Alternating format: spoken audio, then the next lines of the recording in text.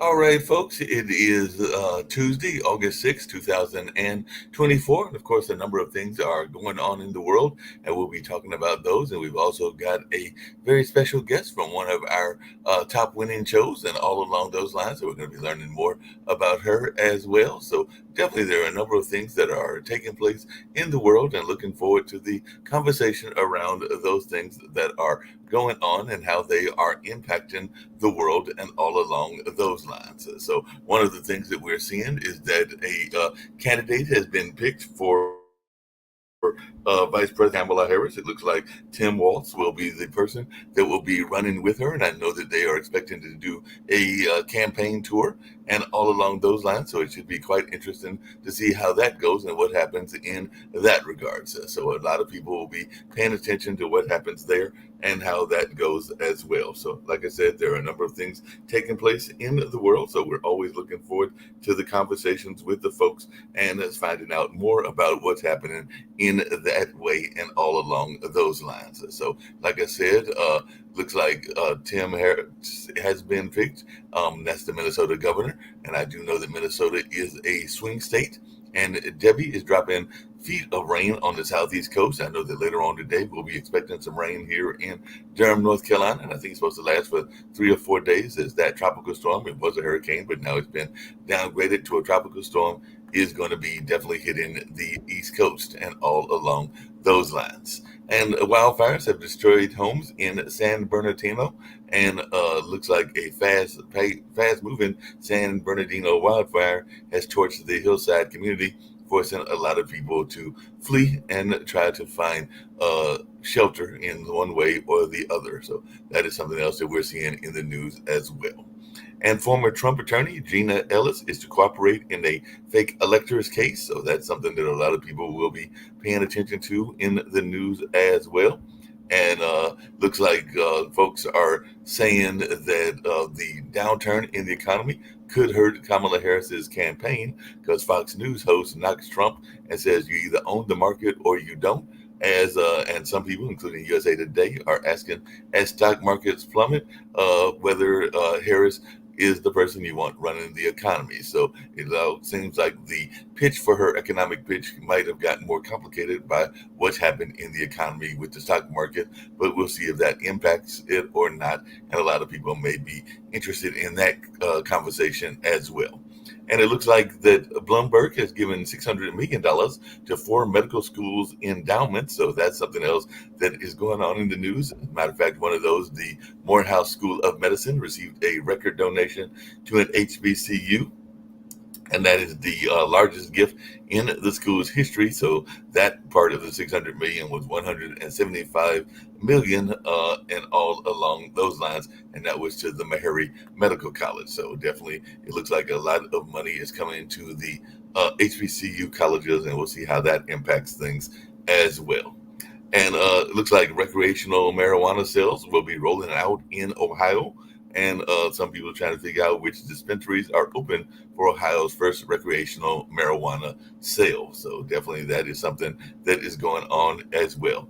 And speaking of the presidential election, Kennedy is fighting to stay on the ballot, but everyone is still talking about the bear, because apparently we had already heard about the brain worm, but definitely now we've got the bear.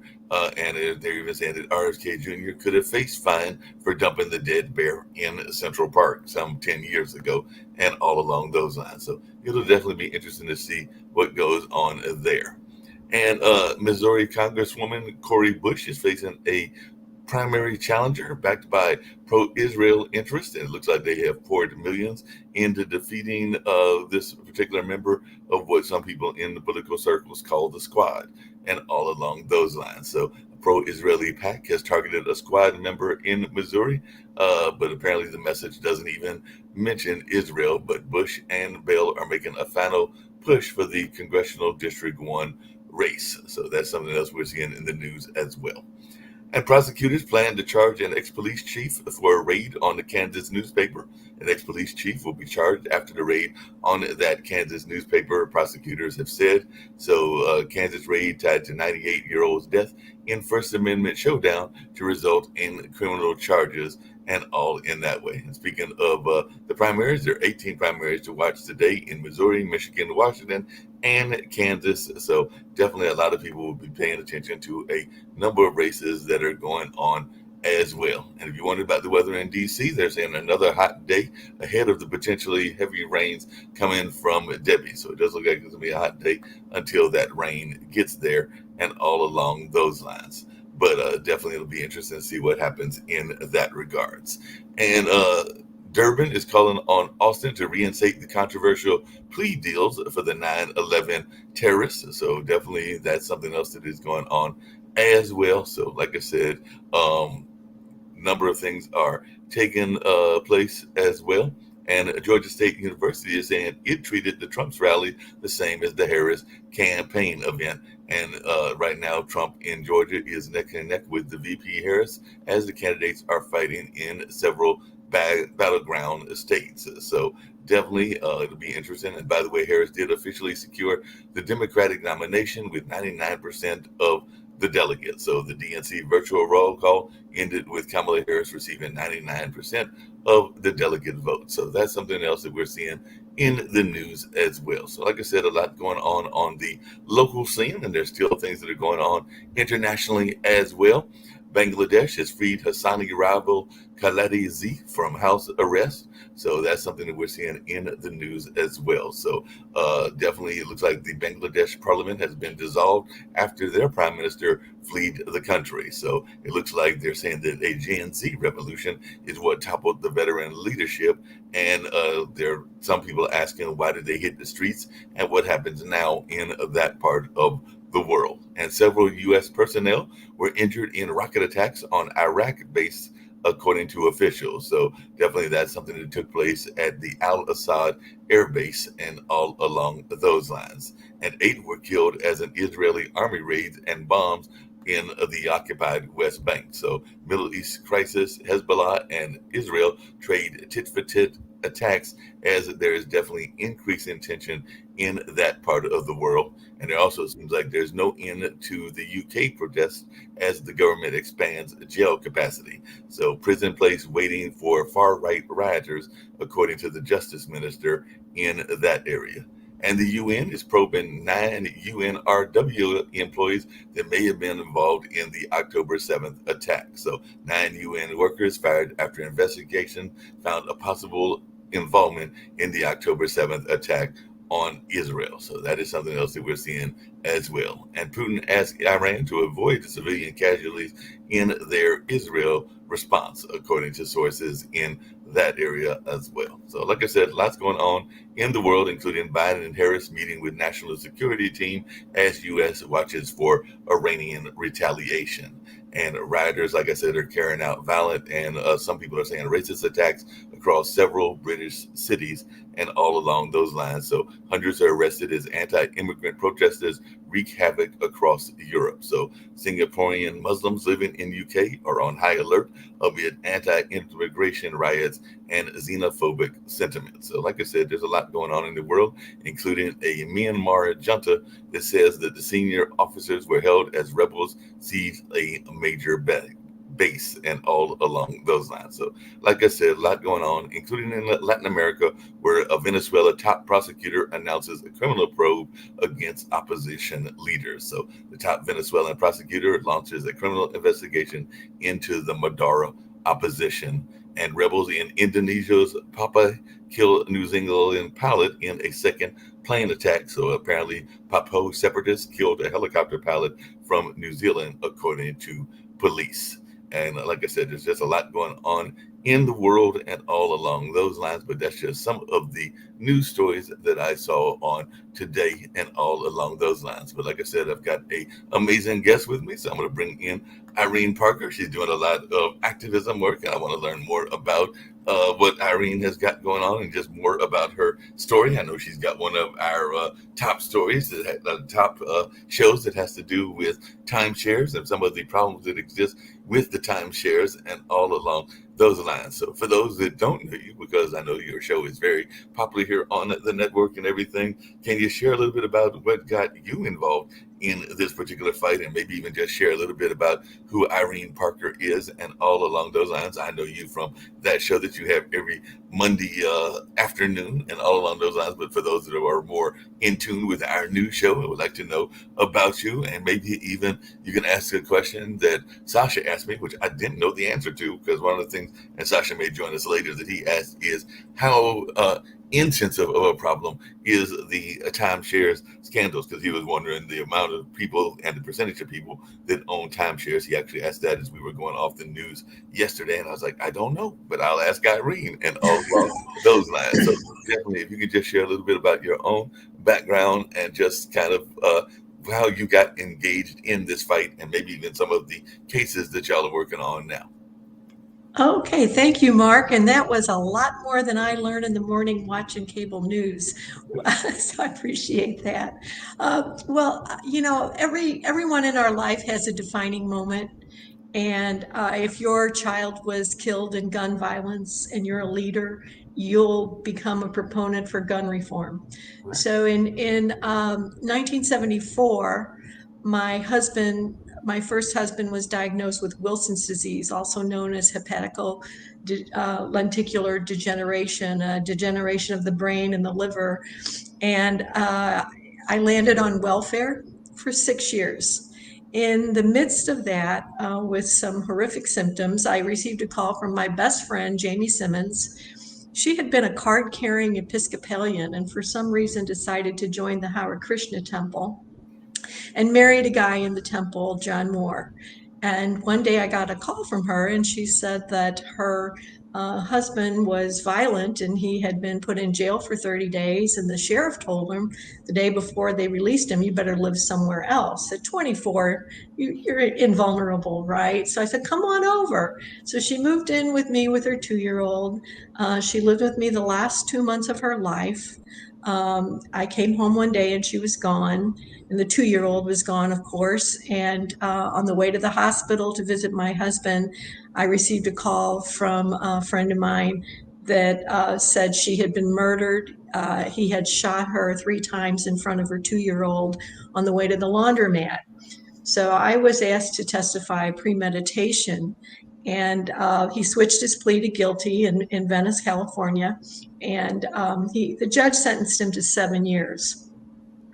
I became a victim's advocate that day. And it wasn't until I retired from Edward Jones, Hawaii, tough duty, that I had time to become first a CASA volunteer, court-appointed special advocate for children in foster care, and then a paid supervisor. Uh, CASA volunteers, or they call them workers, are the voice for the child in court. So I always tell people my skills are a curse. I was trained to write court reports. And when timeshare members contact me, they don't even know what they bought half the time. And I also, a couple other full-time volunteer positions, is I attended Mass in New Jersey, and they had an AIDS awareness Sunday this would be in the mid 90s, and they signed up 90 people to be volunteers. And I met with the bishop. He asked me to meet with him. I was shocked. I had sent a letter about my volunteer efforts, and he said, go see Brother Joe at the AIDS drop-in center in downtown Newark.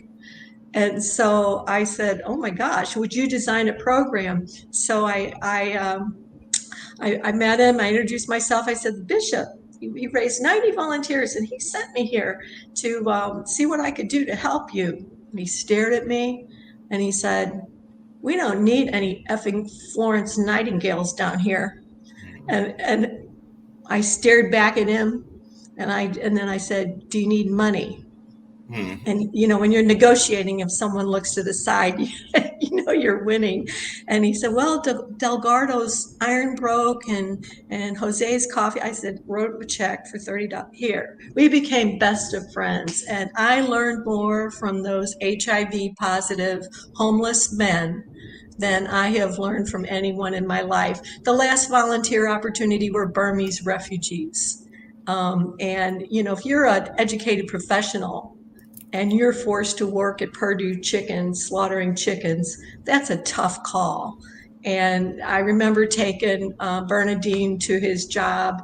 And before he got out of the car, he handed me $50 and said, "In Burma, we give our mother our first paychecks." And I cried all the way home. Right. So I just, Abraham Lincoln, I'll close with this, Mark. Abraham Lincoln uh, was in a carriage, and he asked the driver to stop because he saw a pig stuck in the mud. And he pulled that pig out of the mud and he got back in. And the carriage driver said to him, "You're such a kind, caring man." And he said, "No, I'm selfish. It made me uncomfortable to see that pig stuck in the mud."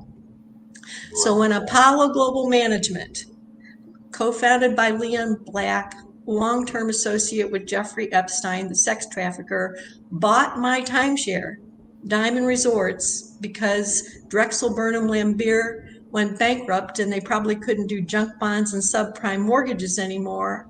Timeshares are even better. You have to pay Diamond $1,000 per contract to take them back, and now they've even discontinued that. Probably too much inventory. I thought I was writing a few articles for Jim Cramer of Mad Money, where editors with the patience of Job uh, taught me a lot about editing. And so I published an article about Apollo Global Management. Are they returning to their junk bond roots? Now I hear they still own 28% of Diamond Resorts after Diamond had been acquired by Hilton Grand Vacations. And I understand, I haven't researched it, they're now with Capital Vacations as well, but I have to research that.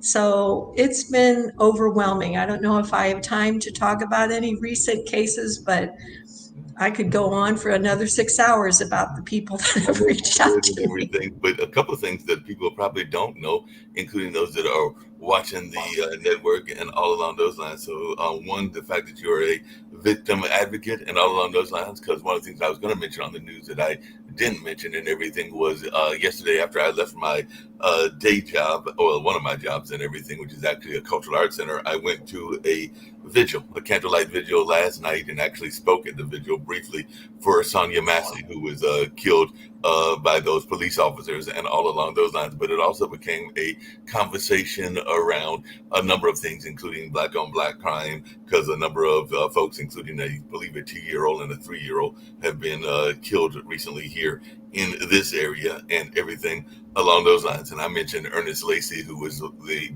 case before George Floyd that was very much similar to that, where it was a mistaken identity, and that was in Milwaukee when I was in school at Marquette and all along those lines. And I also mentioned why gun violence has become a very important issue to me and everything, because my heart was heavy the last couple of days and still is heavy to some degree, because a person that I know very well in the sound and entertainment community was shot and killed over the weekend in an argument that he was having, and the person that shot him then killed themselves and everything. But he was very much of a well-known person here in our community, and ironically has the same last name, even though we're not related. But Greg Lee was literally shot and killed, and definitely that will bring up some conversation around gun violence in the community, because I brought it up and other people brought it up as well, and how we have to do a better job of policing our community. So I just wanted your take on the victim advocacy, because it sounds like the first thing that you did was you got involved when there was a case around domestic violence and all along those lines. So I just wanted your take on the importance of your advocacy work in that space. Well, it's when you go to Europe and you talk. One of my collaborators is in Spain, and when you learn that other companies are light years behind us in homicides, and I certainly understand people needing weapons, but our founding fathers they were dealing with muskets, not automatic weapons that can kill 30 kids in a matter of seconds. So I just don't know. Well, money talks. The compare relating guns to timeshare. When you get a maintenance fee bill, the American Resort Development Association automatically bills your maintenance fee people who have no idea who they are. In 2010, they were fined by the Federal Election Commission for not calling it voluntary. So I believe that money talks. And when you have an organized effort like the NRA, it is so hard. We have a nonprofit. We're not raising $5 million a year to keep lawmakers at bay.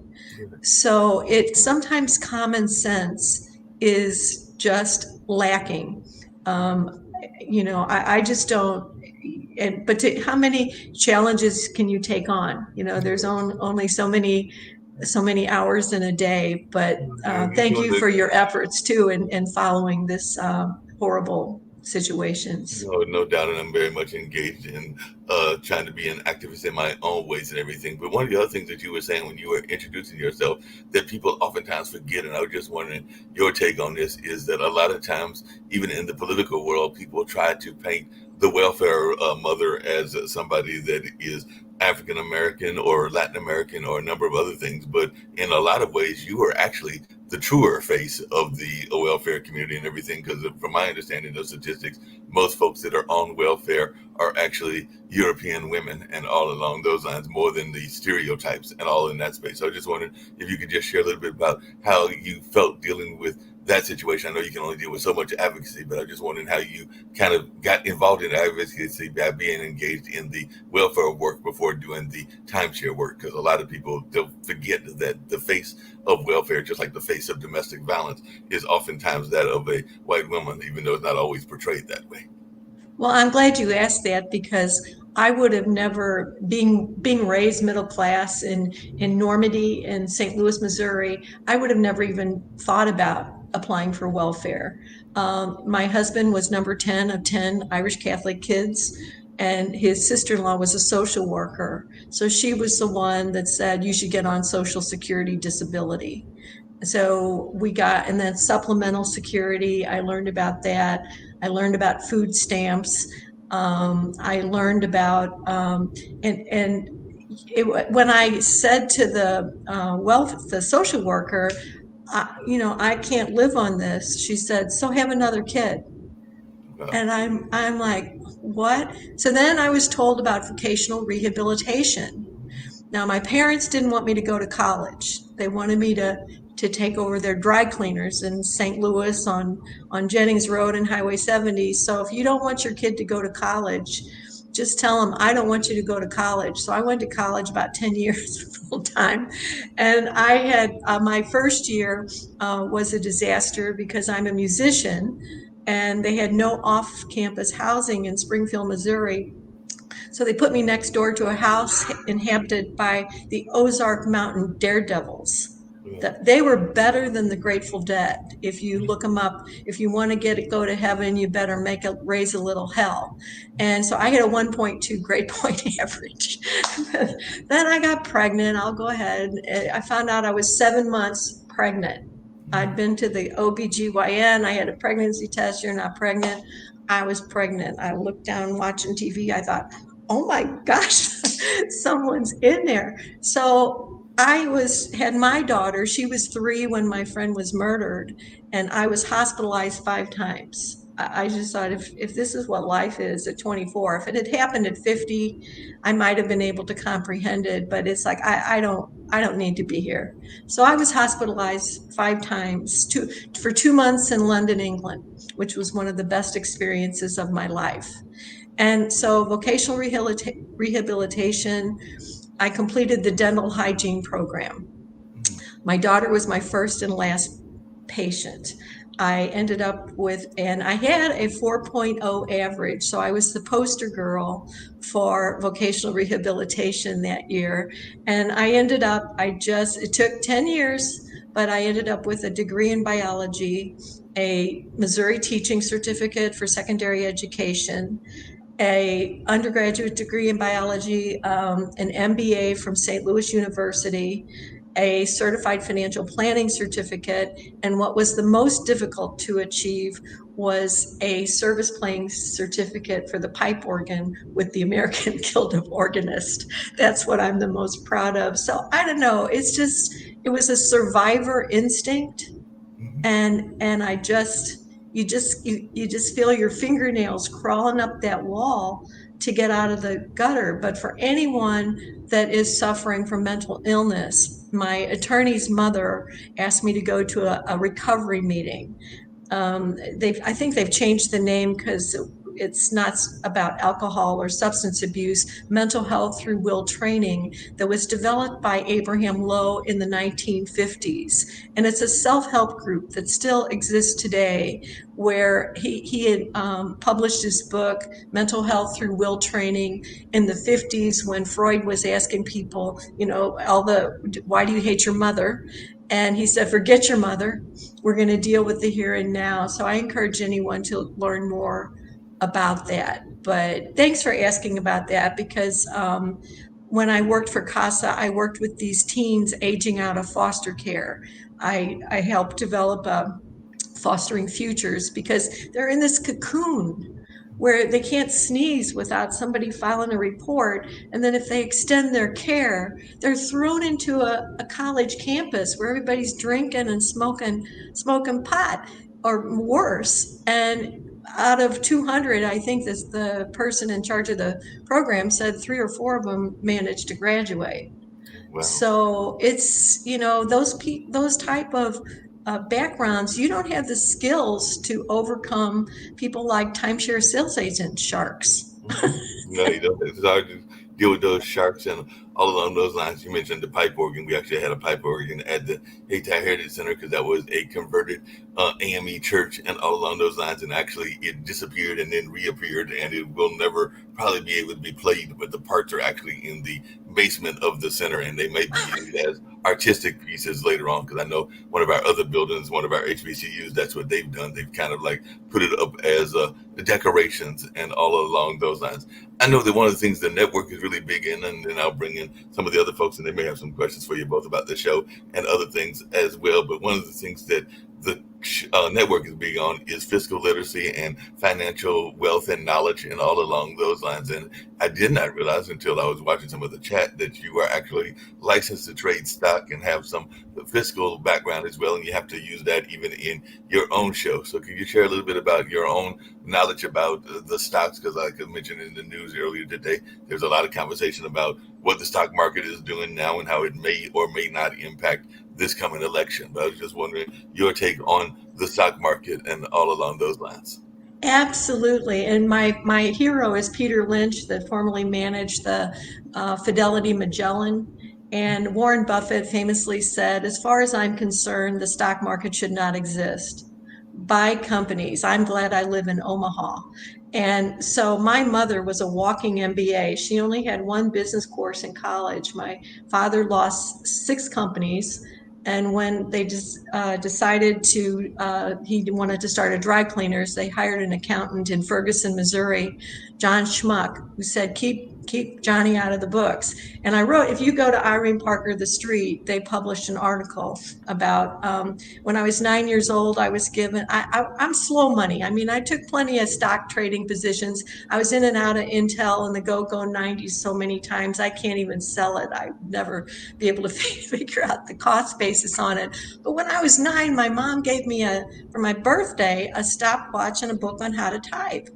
And she said, okay, Friday night, you're going to do the payroll every Friday night. And she said, now, we took in $200 today. So I want you to record a deposit in the checkbook of $100. So what? Well, your father can't know we have any money. She did that for 27 years. At 9 years old, I was told, don't tell your father about this money unless I die. And every Friday night, she would say, you see all these employees? They don't pay themselves first.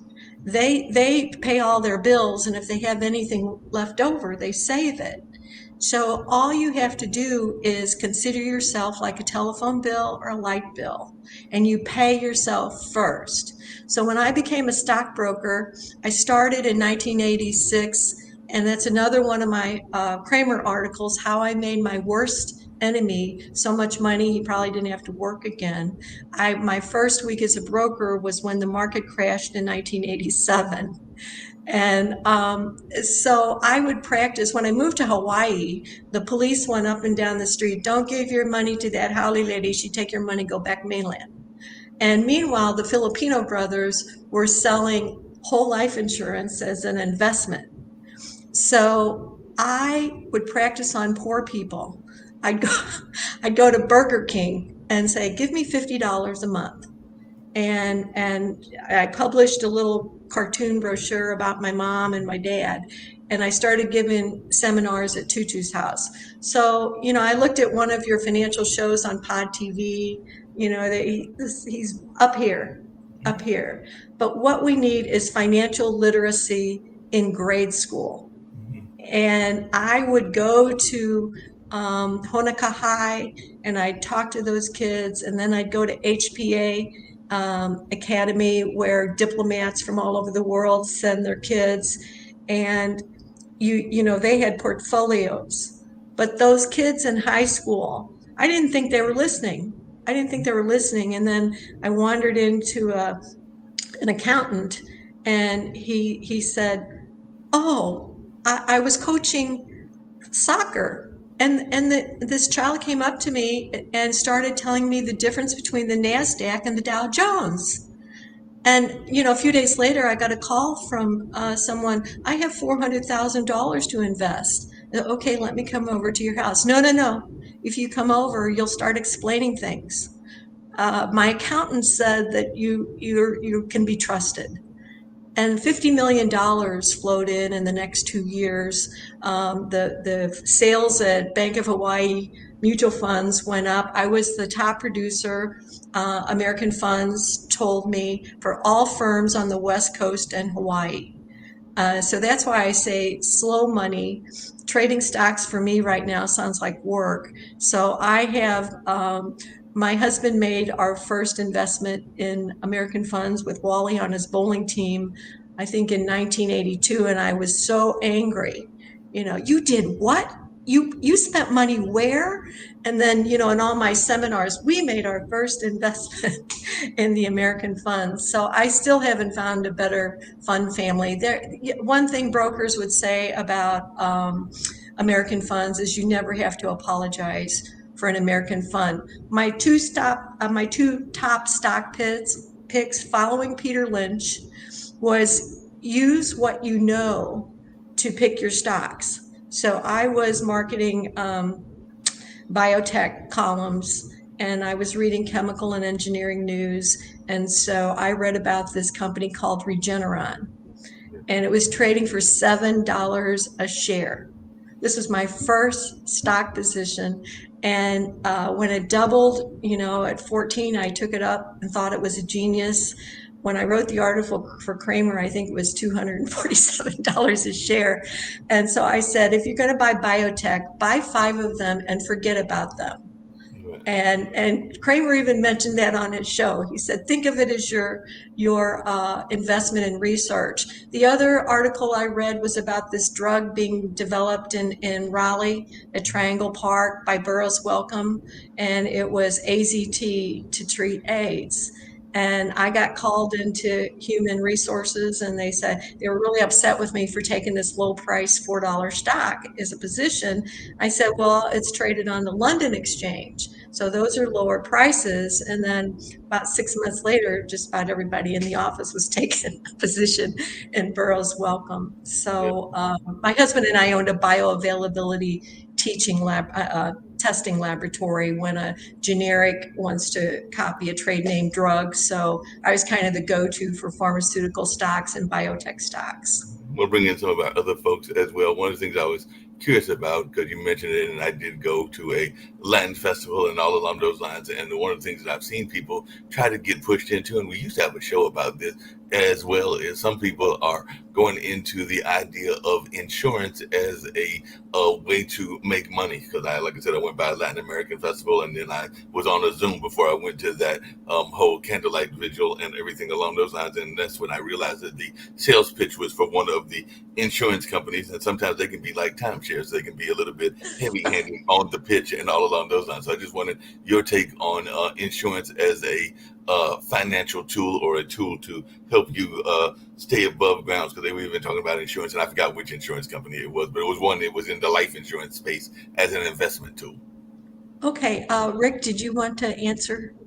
Well, see if you agree with me that insurance is great if you're young and don't have assets and you're worried about, dying and leaving your family with nothing. Once you have assets, I think it's better to take the money you would be spending on insurance and put it into investments that have a better return. Well, the broker lingo for that is buy term and invest the difference. And you're absolutely right on that. Now, I one of my clients achieved a $30 million award from DuPont, and his estate planning lawyer recommended a whole life policy. So if somebody really needed life insurance, I'd either do term or universal, but he was the best estate planning in Hawaii. And I learned a lot about why even whole life insurance can be appropriate in estate planning. But as an investment, it's just, no, it should never be sold as an investment that I would ever be aware of. Okay, that makes a Okay, lot of one sense. more thing with regard to insurance is long-term care insurance, which used to be a good deal if you could buy it in the 1950s. Now people are living for so long that so many people take advantage of long-term care that you can't buy decent coverage because everybody cashes in on it. So it's anyway. Well, I served on a Senate committee in Hawaii about long-term care because I forgot Senator's name, but she in Hawaii it would start at 12,000 a month. And there are a lot of low income people in Hawaii. My husband and I had long term care, and the premium was 400 a month. And then it jumped, I think, to 1,000 a month overnight. And as you age, just like insurance, it's more expensive. So we're just, you try to become self insured and turn your home into assisted living if need be. That makes sense. Self-insured means you can afford whatever happens to you. Yes, yeah. Let's talk about the stock market for one sec. Like the markets were down 3% yesterday. Everybody was running around with their hair on fire. 3% is not, super rare, and they're up 1% today. So we're not in the end of the world. Yeah, that's interesting. I think from a business standpoint, one of the other things, and I'm sure Sasha and maybe even Toby have questions as well, but one of the first businesses you were involved in was one that can be a very solid business, because I've actually had known a couple of people, including the Hesters here in Durham, that were in that whole laundromat business, as well as the gentleman whose name is slipping me that ran Weaver's Cleaners and everything. But it can also be one that has got climate issues and everything along those lines, because I know some people that literally after they cleaners, their dry cleaners or whatever closed, they had to wait until the environment was better before they could bring in a new business, because that even happened in one of our malls here in Durham. Across the street was a cleaners, and I think it took them a year before they could bring in a new business, because I think there's a new business there now. I haven't been a minute since I've been down to that side of town and everything. But what is your take about that part of the business, and was that even something that y'all thought about when you first went into that first business of being in the laundromat business? Because that sounds like that was your first business as a youngster, Irene. Oh, well, my parents were in the dry cleaning business I was born into the dry cleaning business, so my crib was people throwing their clothes where I was in the bottom, but there was no better education than to be raised in a small business. But my husband's PhD biochemist behind me, polyethylene, whatever that chemical was, I'm glad that I decided to go against my parents' wishes to go into the dry cleaning business, but just like any other kind of hazard. But one thing, Rick, I wanted you to comment is I would have described myself as a binge investor. So if someone gave me $100,000, I said we're gonna invest 25,000 today, and then if I call you 3 or 4 months from now or 5 days from now, answer the phone. So when we had a day like yesterday, I would be pounding out orders all day long. I'm confident I outperformed the American funds just by sort of trading their their fund price, even though they close once at the end of the day. Yeah, like you said, the investing is like work, and I think Sasha would agree. You investing is like gambling. I've known some professional gamblers, and it's like a full time job, 60 hours a week researching, games to get an advantage over the bookies. Same deal with investing. You have to know your area at least as well as the professional investors, or you're gonna. So it's a job. Yep. Just really quickly, Irene, and you can definitely respond to Rick as well. But like I said earlier, one of the things that Sasha had asked me when I told him that Kim had asked you to be on this particular show was how intensive of a problem, whether it goes across economics and whether it goes across race. I know that in your show, I've seen a number of people, some that are veterans, some that are from different minority groups, and some that are young, some that are old. But I don't know, and I told him I didn't know, and I asked you the question earlier, and I still don't have a understanding as to how big of a problem is the timeshare issue. I know you've rescued a lot of money that people would have lost and everything, but I think the question that Sasha had asked me yesterday, and I don't know the answer, even though, like I said, your show is very popular and everything, is how intensive of a problem is the timeshare issue, and how many people are getting taken, for lack of a better term, by the timeshare industry. Well, I believe that's about $10 billion a year industry. And what's interesting is the American Resort Development Association survey shows that 85% of people that buy timeshares are happy with their timeshare. Dr. Amy Gregory in Central Florida in the Hospitality University did a study, and 85% were not. So you can do the math. One of the reasons I'm so concerned is active duty service members losing their security clearance. So people think it's a couple, the average price is $25,000. A few weeks ago, we helped someone resolve a $296,000 purchase. And I try not to yell at people that need my help, but he had contacted me 4 years ago about a $75,000 deceptive sale. And when you get a call, I did it again, you can't believe it. And the sales agent, I have known that name since 2016. He's been fired twice, rehired, and he's recently been rehired back by Hilton Grand Vacations. And so it's phenomenal. My phone never stops. Big exit companies, there's two big exit companies. They've testified at a legislative workshop. They get 3,000 callers a week.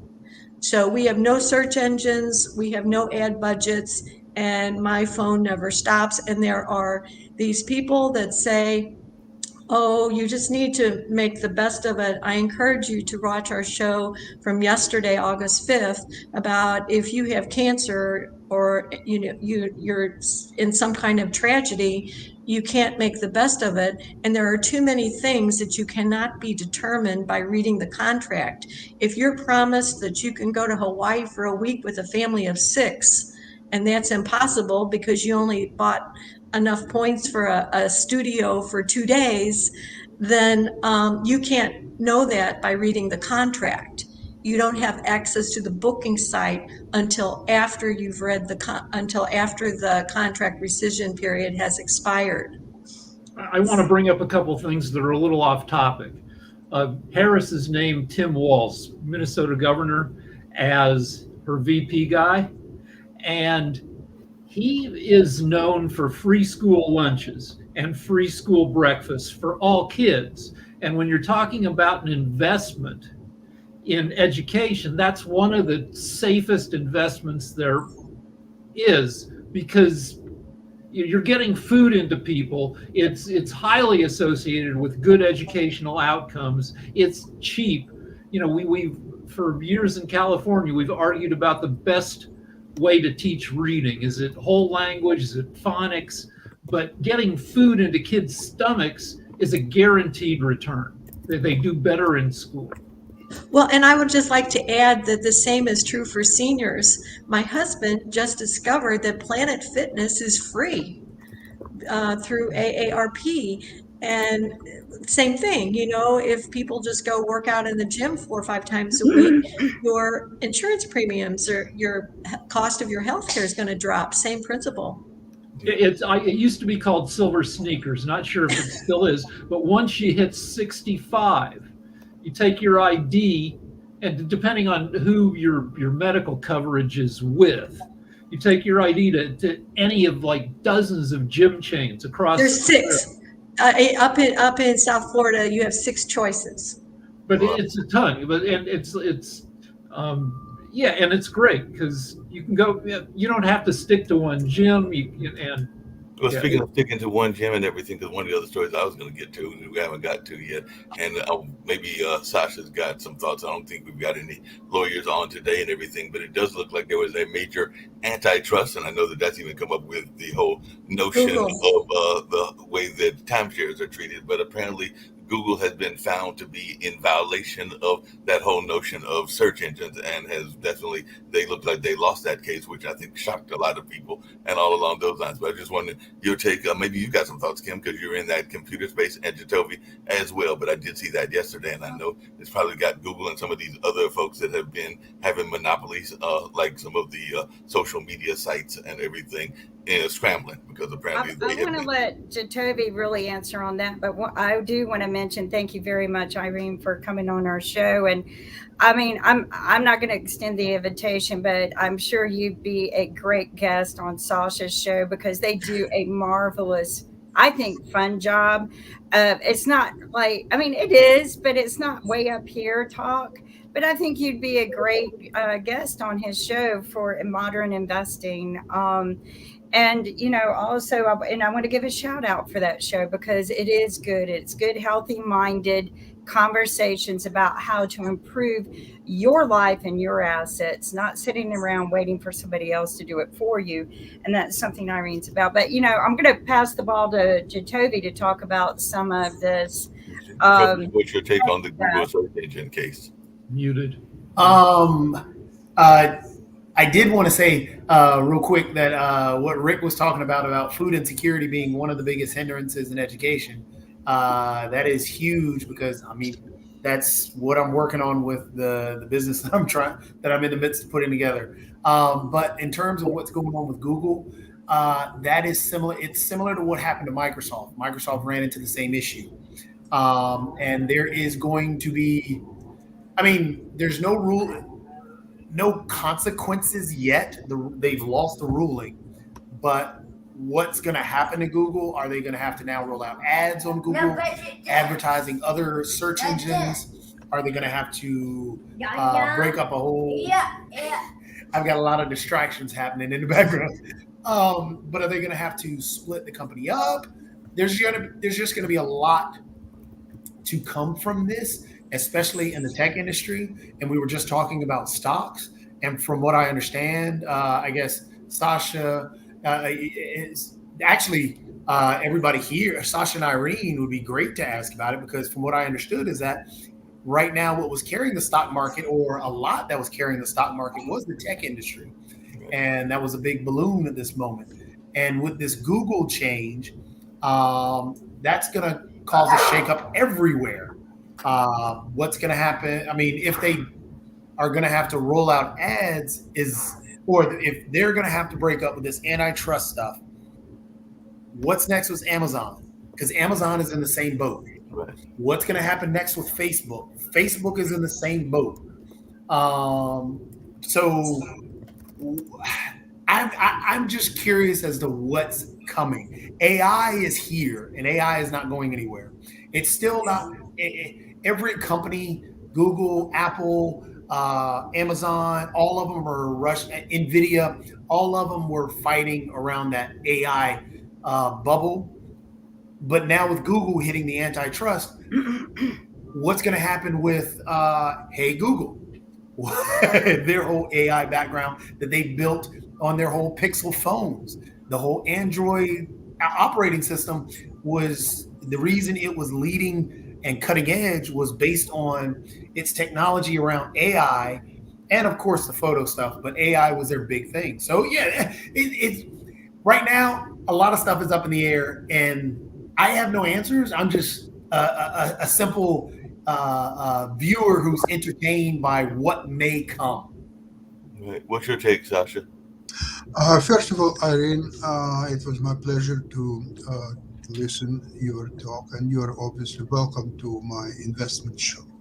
The name of the show is Modern Investing, and it's every Wednesday at 1 o'clock for half an hour. Now, the thing is, why I call it modern investing. First of all, I have my quite wealthy experience as an individual investor, and there is only one publication that I care to read.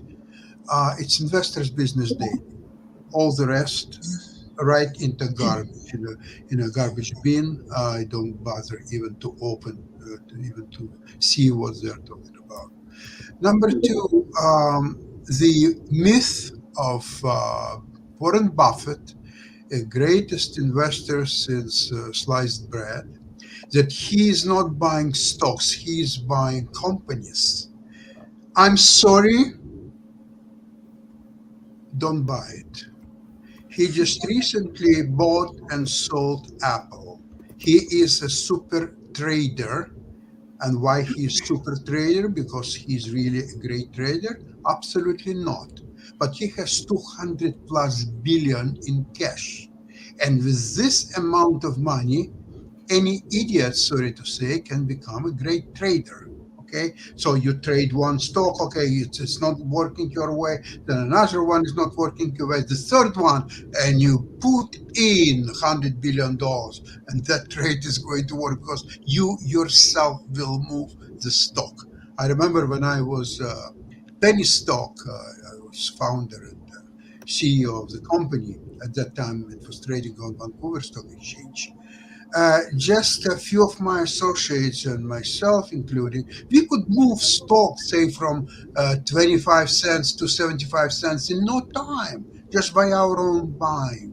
So there is no myth about him as that he's buying companies. He is not buying companies. He's a super trader. Okay. But what his point was maybe I took it out of context, was to not buy into the hysteria of the market. There's a difference.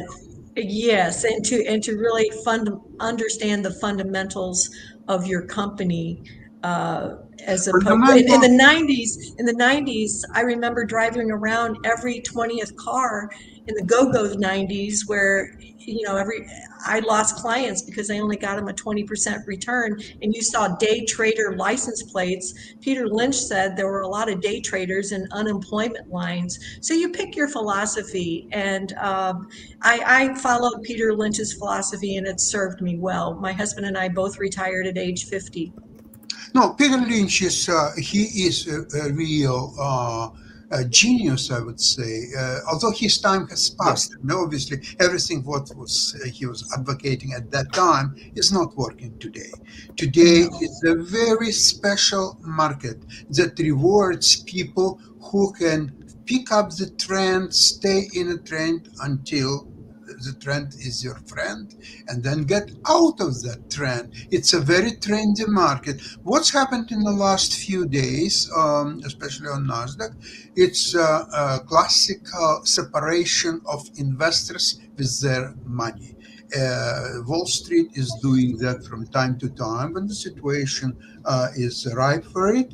And that's exactly what's happened in the last few days. So people who could not withstand watching red on their screen all day, and next day even more, and another day it's even more, and finally when stock like for example Nvidia going from 140 to $90 in a matter of few days, very few people can withstand that. And so they have to get out. Today, NVIDIA is 104 and it's going to 150, maybe $200 a share. But they have to, Wall Street has to absorb and actually take away stock from weak hands, from people who are subject to margin calls, people who cannot withstand that pressure. That's what's happening. And it happens as a clock. I would say on average twice a year, sometimes three times, but twice is about the right number. So just dismiss that with all these clever commentators saying, oh, they're afraid of recession. Oh, really? Where were you 2 weeks ago? Why you were not afraid of recession 2 weeks ago or even 1 week ago? You were not afraid of recession. There was no such word as recession.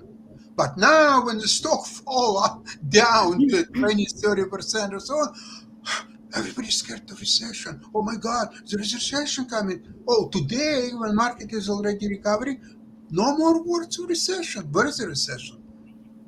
You see, okay, listen, I will discuss it on Wednesday on my show at 1 o'clock. Just I need your email to send you a link, or maybe I'll ask Kim to send you. I'll send it to you, Sasha. Thank you for inviting her. I think you'll enjoy her. She's so much fun. I really looking forward to it.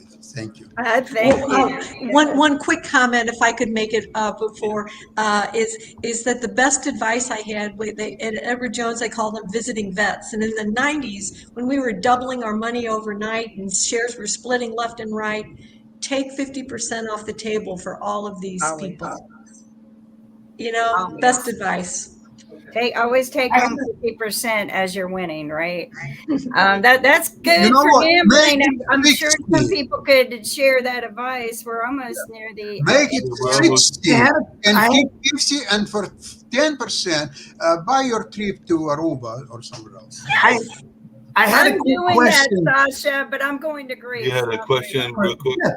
I had a quick question for both Sasha and Irene, because Sasha brought it up how people panic. Well, we all brought it up how people panic yesterday with the markets going crazy. But that's us normal people. I didn't panic, but I had my sister doing stuff for me. So what when you're watching the market, what point does it have to get for you to we have a problem? Yeah. Go ahead. For me, market, you're talking about shares.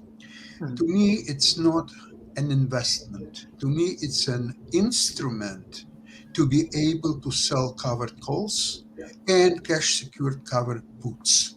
Because I'm making money on options, on selling options. Like some people sell insurance, for example. I'm selling options. If somebody wants to buy options from me, give me a call. I'll sell you as many options as you are willing to buy. That's all there is to it. So when the market falls down and then it recovers and it's going higher, to me, because I'm selling, for example, on NVIDIA, I'm selling long options. I just sold covered calls. March next year, 120 calls. I got for each call, I sold 40 calls. For each call, got $18. So you can multiply and see what is the position, how much money I got up front. It's my money. It's on my account. It's not going anywhere. So now, do I care what's happening for NVIDIA between now and March? Okay, now, of course, I've allocated, because my cost of NVIDIA is 120, so it will be taken away from me. So I will not make any penny on stock, but it's enough for me, more than enough, to keep all these premiums. So whenever you identify stocks with the highest possible option premium, that's where you're going to make money. And the stock will fluctuate. It will go down, it will go up. That's unavoidable. We have 1 minute left. Yeah, I have to So go. I'll So let Mark wrap with the end of the news. And thank you, everyone, for watching. What a wonderful show we had today discussing what's going on, current affairs, but also, stocks. Invest in your future, folks. Appreciate that. And that's But like you don't said, invest in timeshares until you talk to Irene first. double check on All those time right. tables and everything. But I appreciate that. And like you said, we're getting to wrap up. We've got the Ukraine, Russia, China show getting ready to come up very shortly, like in Oops. Mark put himself backstage. No, I did. Oh, you did? Sorry, I was helping. And it moved on me. Go ahead, Mark. Now we're just saying that we're wrapping up everything, so we're going to start the Ukraine-Russia show any minute. We've actually got Ivan and Dr. Jonathan over there, so we're going to start it any second now and all along those lines. But it's been another great show, and I definitely greatly appreciate everybody. So we're going to start the Ukraine-Russia show and all along those lines. So definitely stay tuned to hear what they've got to say about what's going on in Ukraine and Russia, and we'll get ready to start the show. And hopefully everybody has a great time and all along those lines. But we'll be back with more shows on tomorrow, including and more shows today, because we've got Ukraine, Russia, China. We've also got Sharon going to come up at 7 o'clock and a number of other shows as well. But right now, stay tuned to Russia, China show and all along those lines.